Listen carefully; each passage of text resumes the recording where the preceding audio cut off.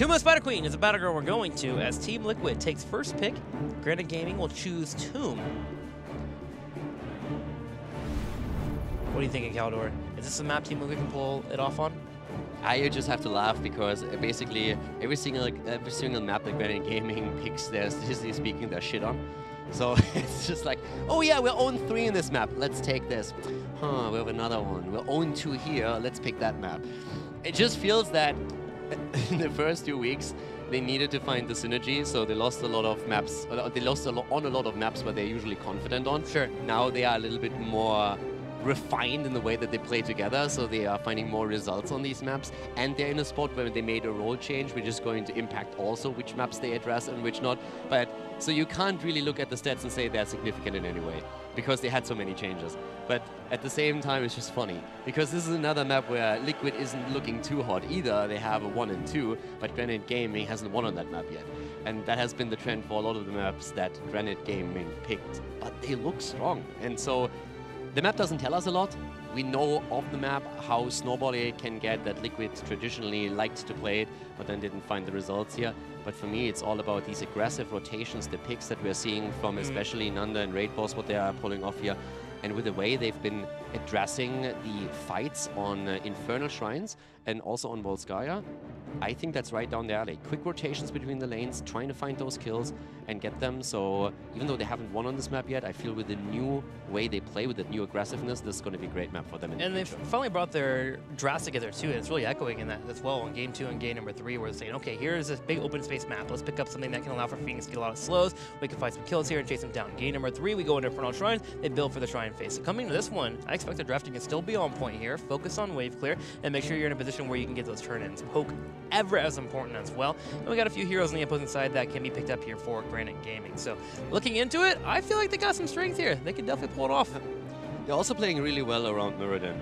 That's something where I'm actually wondering. I mean, again, our data is a little bit screwed because they flipped the 2 roles. But the Mirrodin play that we see from Nanda is actually quite strong. I'm not sure how high we can value his other frontline heroes just yet, but I really like any hero that gives him a good engage with a stun seems to be really working for them, because what they're currently excelling at is setting up that kill and following up with additional stun chains and then getting the damage in. So I think getting rid of these engagement tanks or trying to limit them might be something that would give Team Liquid a bit of an edge. Maybe pick Mirrodin for yourself, maybe ban him out in a second rotation. Diablo is another hero that we have to consider here too, because he is of course fantastic on the map, but I feel that's more so something where you could see Team Liquid picking him. Part of the reason why you're also seeing Granit Gaming succeeding with the Mirrodin is that they trust Nande on him. When Mirrodin goes in for an engage, Nande, and he's setting up for a kill, they trust him to land that sword ball. We had moments where Ed and Tuma coming out just to make sure that they're also forcing the fight, and then we have 3 to 4 members on top of a target. Chromie game comes to mind on Volskaya Foundry. So if they have any other tanks that are like that they believe Nanda can excel at and of course land on those shots, definitely can move into those. Genji gets banned out, and so does Tassadar. Genji typically one that you can kind of dodge out a little bit on this battleground, but Granit Gaming not taking any chances. Okay, they dress Garrosh. Diablo banned out. They're gonna take Mirrodin. I really want to see where Mirrodin lands now, yeah. They're wanting first pick Mirrodin, right? Wow, they go for Kane. I'm not sure if you would first pick Mirrodin necessarily, but I think it's going to come in very early for Granit Gaming now because you have 2 tanks banned out. Yeah, that's why I thought maybe they would want to get the first pick.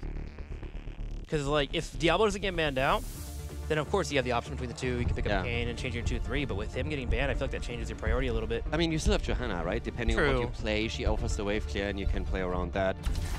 There's Chromie. Chromie again. It was actually really interesting. Nanda struggled on Chromie a lot when they played with Chromie the last time on the Battleground. Then you had the role swap happening, and Raid Boss looked a lot more comfortable on Chromie in the play that he had on Tomb. More Furion with it. But where do our tanks land? That's really what comes back to it for me. Liquid could take a tank now, ban another one out, and really try to limit the pool a little bit. You can't really ban anyone out here, but you can at least force them into a certain direction. So Mirrodin taken was more or less to be expected.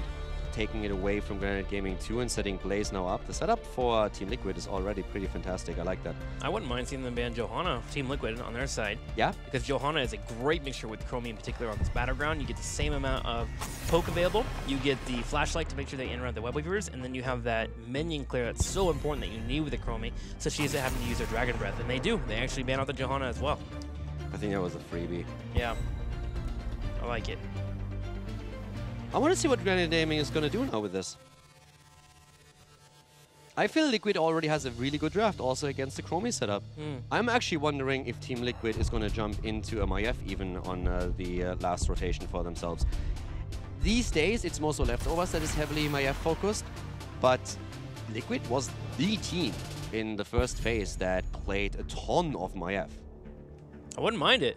They have a lot of targets they can pull in here. Of course, they had changes coming in still since then. One of the reasons probably why they don't play as much MIF anymore. But I still believe that they are strong enough with the hero that they can flex someone else over into it. I mean, Norok has switched over to support, so that changed the dynamic of the team. But I still believe that if they wanted to, there's definitely someone who can bring the MIF into play here. But they go for Li Ming and Reina. Not quite focusing Chromie as heavily.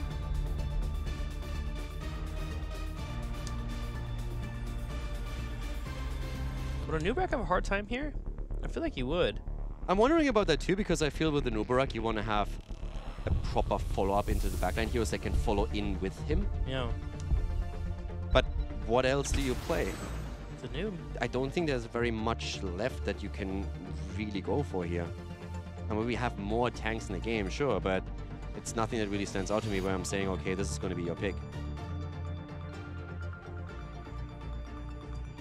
I think I like Team Liquid here. I like Team Liquid a lot. Yeah. I mean, the other hero that you could have seen for Granit, do you pick UTC? I don't think so. Yeah. He seems so squishy. I don't know, I feel like a Nubarak squishy here too. And then of course Cocoon can get deleted by Li Ming. That's why I was looking for other tanks here, because you're picking straight into Team Liquid and what they have. The only thing they're missing is major wave clear, but I feel like Rainer's probably better than I am giving him credit for. Yeah. Because of giving the pepper. For me, personally, I look at this and I say, okay, outside, wave clear is a part of it. Yes, that's definitely something where Liquid is not as strong as they could be. But I look at the draft that they have, and I really like, generally speaking, what they have, especially for team fights. It's just Liquid looked a little bit lost in some of those fights, I think, in the previous series. I think some of it was probably because of the composition and how aggressive Granit Gaming was. So I just think today Granit Gaming has shown a lot more synergy between players and in their coordination. If Liquid can break through that and show it now as well, then I think their draft is what is going to win them the game here. Let's watch and find out here. On the left, playing Chromie for you guys, will be Raid Boss, Wolf Joe on Malfurion, Memecraft on Phoenix, Dark Mach on Leoric, and Nande on a Nubarak. And for their opponent, it's for all the marbles now. Can you force game 5 or are you going down here? Nurok for Team Liquid starts on deck Arcane. Arcana playing Li Ming. We have Eternal on the offlane with Blaze. Sport Billy on the main tank. Muradin for him. And Hazorps on Reina. They need to win this. Liquid has been talking about the offline event ever since Phase 2 started. They have added Arcana to the lineup, they switched Nurok over into the support role, and they looked strong ever since, starting a great win streak on the way to the Western Clash, but now they still find themselves in a position where if they lose here today against Granit Gaming, and if Method beats them next week, then Team Liquid could very well not make it to the offline event that was their dedicated goal from the get-go. For Liquid, this is a tough spot to be in. And if they want to dodge that, they need to win this game to force it into game number 5. Nane goes in for a bit of a combo, Sportbilly not landing a Stormbolt there, but a bit of a tussle in the middle lane, and we go straight to our lanes afterwards. Leoric will be in a 2-on-1, it looks like, as Decker comes down to give him a few potions. Rainer against Leo, actually going to be a bit of a frustrating matchup there for Leo, having to deal against a range, especially with Phoenix rotating down there. Granit Gaming in the middle, we'll use Chromie to work as best she can here to get a couple of stacks. Right now, she's sitting on 2 from the early fight. And you're absolutely right. Darkmog is eventually going to rotate up to the top lane. And actually, we see him making that rotation already since Liquid has Blaze up at the top. So yeah, they want to make sure that that imbalance that they have on the lanes is not going to exist for too long.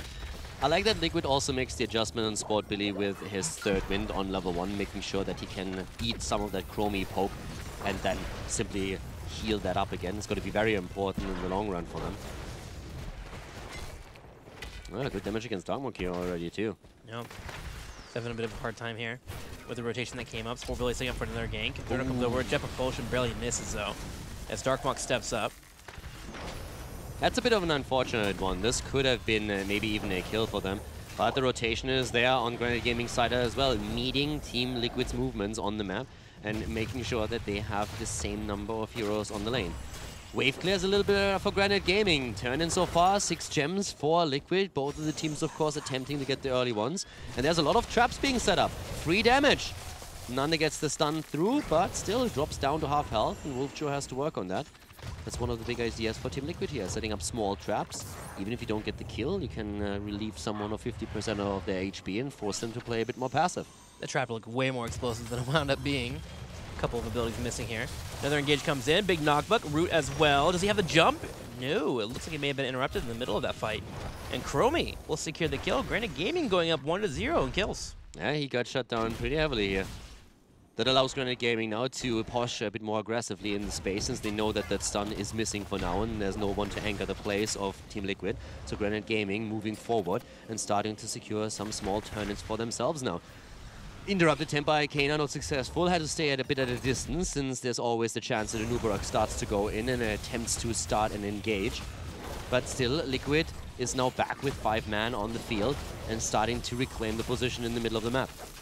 Chromie are looking good here too, so they got 15 stacks, but the main story is the 8 on our Time Walker's Pursuit, trying to finish that up as soon as possible. Night Camp grabbed on the left, getting a little bit of a push happening here, which usually opens up a window for you to go for the turn-in, and there will be enough gems for Granit Gaming to get that full turn-in. Team Liquid, on the other hand, has already dropped off 32. Yeah, they're doing really well around the objective. Even with Granit Gaming getting that 1 kill, Granit hasn't turned in as much as they were hoping for. They take the camp here, and now with that spell aura, they can of course try and push this in to maybe get some structures. No one has made any play for the bot lane Siege Giant camp yet. That's something that we see these days a little bit more often, that you attempt to make that early rotation. But it has caused some very weird turnarounds where teams sniffed the attempt out and then invaded it aggressively. Talking about invades, someone gets invaded at the bot lane and Eternal gets plummeted into the ground. Raid Boss just doing work here. 18 stacks on his Chromie quest as is, and also connecting with the Dragon's Eye. That kill was secured actually by Nande coming in there and hitting that impale right underneath that Dragon's Eye. Good play by Nande here. Actually doing really well so far in the tank, dodging out on Li Ming, trying to bring in the Seeker missiles to try and stop our opponents from turning in, and Nande's tanked that a few times, hit a couple of really clutch impales as well. Level 7 connects, and Granit Gaming will have the first Webweaver push of the game, and they're going to supplement that with Giants coming in too. Yeah, both of the teams going for a camp. The night camp taken as Team Liquid focuses on it with 3 heroes, making sure, of course, also that they are not getting invaded here, but then at the bot lane, it's the Siege Giants. So that's where they have to set up the biggest defense. And Granit Gaming is also deciding that they want to push through that bot lane a little bit. This is a massive push. Double, like a Siege Giant camp and also Webweavers. That's powerful. Yeah. They have 4 down here, actually. Nande, too. Subterranean Shield will be picked up, so Nande can go for aggressive burrows. He needs to be careful to have his teammates back him up. He has Wolfjo there, so he doesn't mind being too aggressive. And this fort be focused down with Raynor in the top lane and Kane in the middle. Granit Gaming is making a big power play. Team Liquid recognizes that, and they run to the middle instead, and they try to clear that up and attempt to at least make sure they don't lose too much. Yeah. They're just sacrificing the bottom fort, saying, okay, you can take this one, but we're going to defend the top lane and the mid lane, and then we're going to deal with the situation. And part of that was because level 8 coming online, temporal loop being there. You don't mean a spot where you get picked out. So they decide to just try and clear up the middle before they get caught out of position. Krobie's looking for it, though. You see her on the bottom right, sharking around through this corridor. Coming to the side, looking at possibly Blaze as the main target. And they keep pushing. They're taking this keep turret here. It's getting kind of deadly. They're doing work, and they're level ahead already. Through the structures that they picked, and now with them also focusing down the turret here at the bot lane, this is really starting to hurt a lot. Another turret down, and just look how the experience all of a sudden explodes in favor of Granit Gaming. They're nearly level 10. Granit Gaming has a 2-1 lead in the series, and now in this game, through the first turn-in, they get a 1.5 level lead and have a super early level 10. Here comes the time loop, and the immediate engage against Eternal, who barely walks away and outside of the salvo range. Good escape by him, but that was scary. The armor definitely helped out there for him on his trade, keeping him alive, especially Decker Kane, providing just enough potions. But 10, as you mentioned. The main problem for Team Liquid, they need to soak a level of experience and a quarter here just to get 10 themselves. Granit Gaming keeping all the waves pushed down. They don't have enough gems for a turn-in, so that is good news for Team Liquid, but Granit Gaming can take the opportunity. Soak during this entire phase, poke down some forts if they want, and they're doing that in the middle of the map. Team Liquid is in the same situation that they were in on Volskaya. They're so far behind that they can't use the strength of their composition. They lose Sport Billy again. It's just Granit Gaming snowballing games so easily. They take the early game, and then Team Liquid, even though they have great teamfight potential, can never realize it because Granit Gaming pushes them back and ends up in an advantageous situation. 2-level lead, massive stat advantage through that. The level 10 abilities, Liquid loses another hero, and the snowball simply continues. For Liquid, it's just simply taking the beating, trying to get to level 10, but Granit Gaming knows that.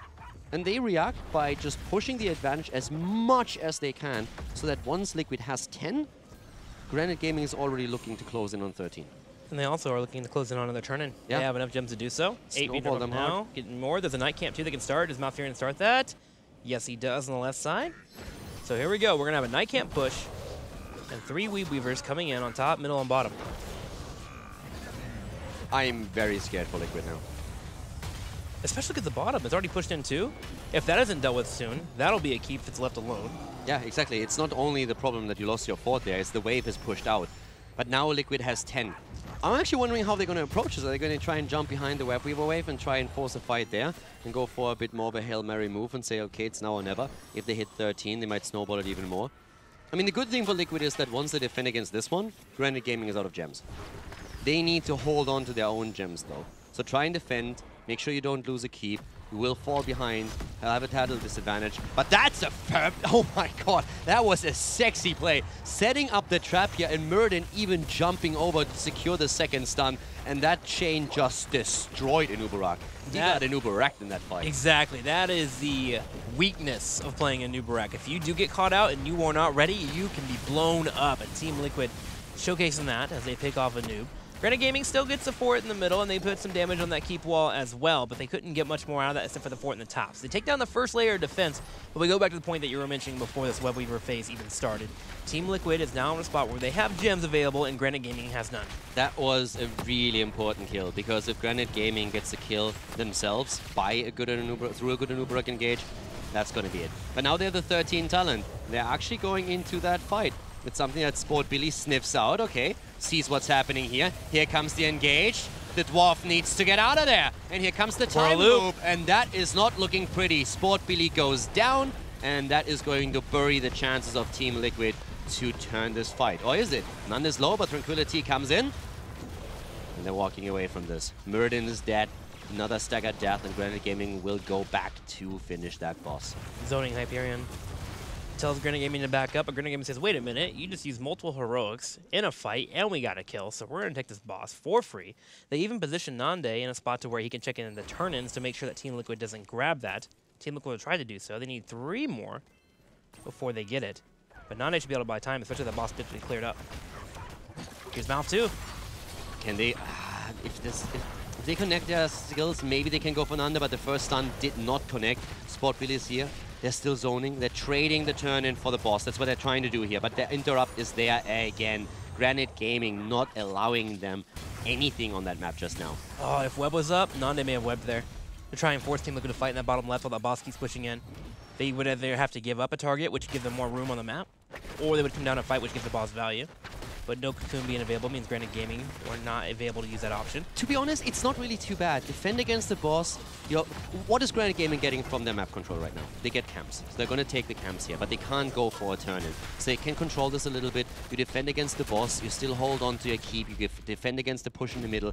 It sucks, yeah. But once you're done with that, you have level 13, and you can maybe turn in. You have to force it before 16 though. So there's a time window on it. That's what Granit Gaming is currently trying to do, trying to get 16 so they can fight for it. It's not quite the case yet, but Liquid has chances here. Eternal goes in, but he misses the stun. Needs to move out now, but yeah, he needs to bunker up immediately, and the bunker is getting destroyed already, and he's in trouble. He can't fall. That's 30 gems, and here comes the time loop.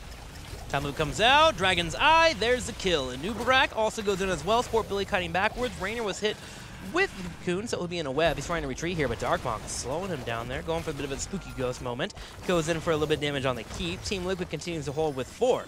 And it's again the problem, if you miss your jet propulsion with Blaze, you are in a tough spot. And that's exactly what happened there. If he connects that, they might be able to get some damage in and force them back, but he misses it, is in an awkward spot, gets entombed, and then after the bunker is over, there's a temporal loop, and with that, it's just a kill. And now Liquid is in so much pain here. Granit Gaming, they want the 3-1 victory in their series. Their kill against Phoenix might be enough though. Liquid goes in, 3 levels behind, 16 versus 13. They go for Raid Boss. Again, the jet propulsion misses, but they should still be able to get something done here. Raid Boss is getting attacked, and here's Reyna coming in.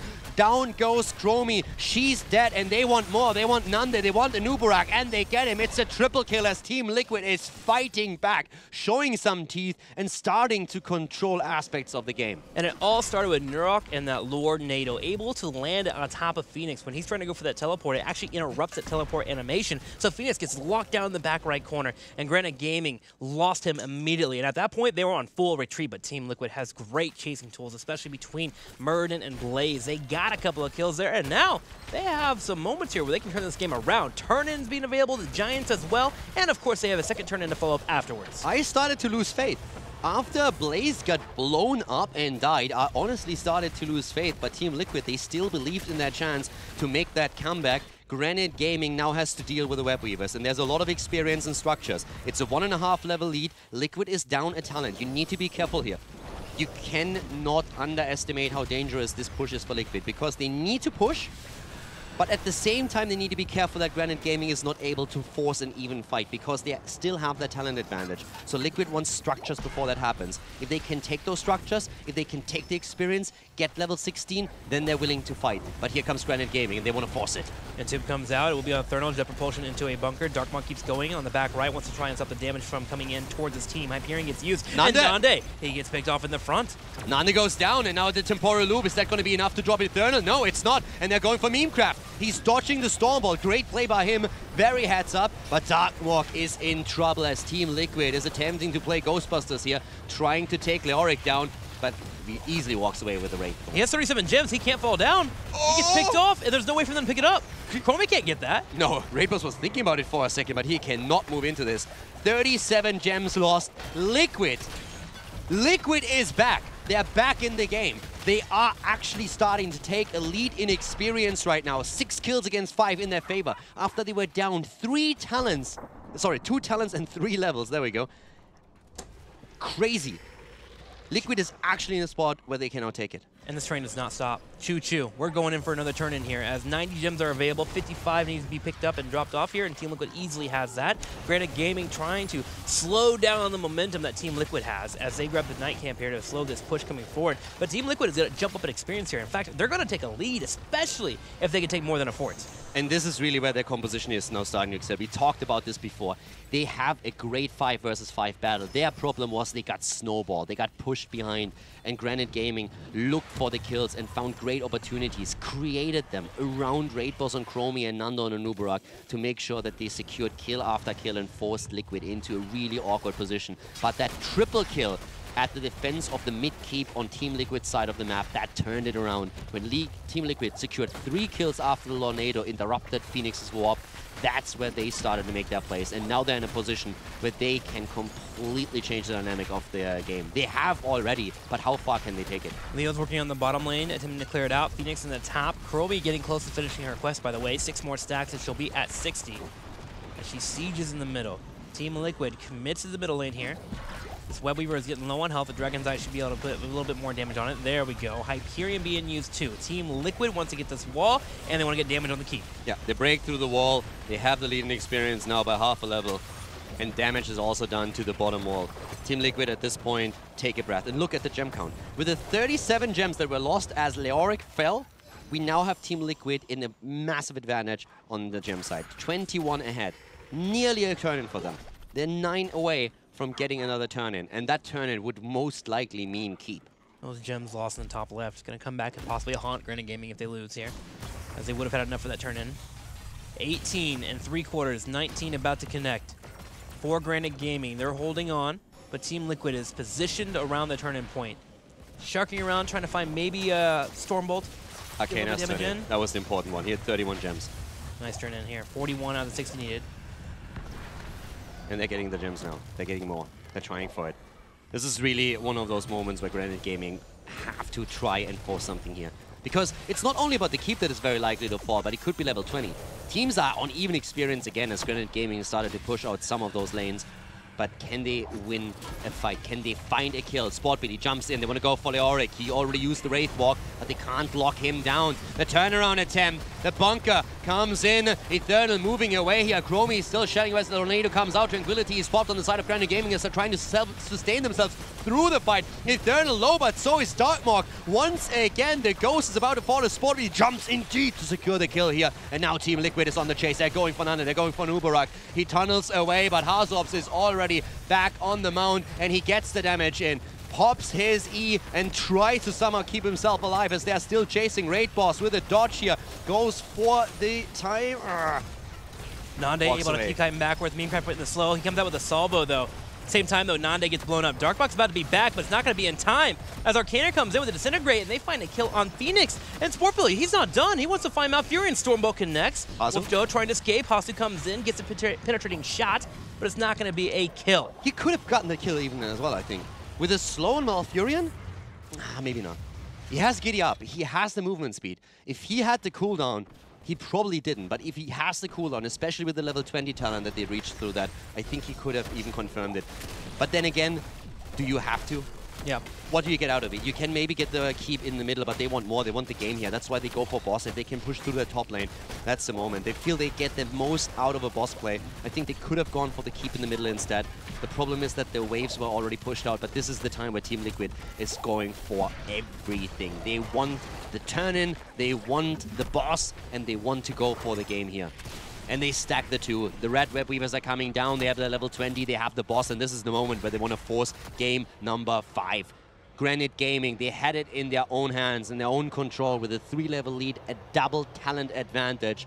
They were trying to push for the keep in the mid lane of Team Liquid, and they lost 3 heroes as they overstepped, and Team Liquid finally found the synergy to get those kills. And now Liquid is playing for the game. Granit Gaming has 20 for themselves though.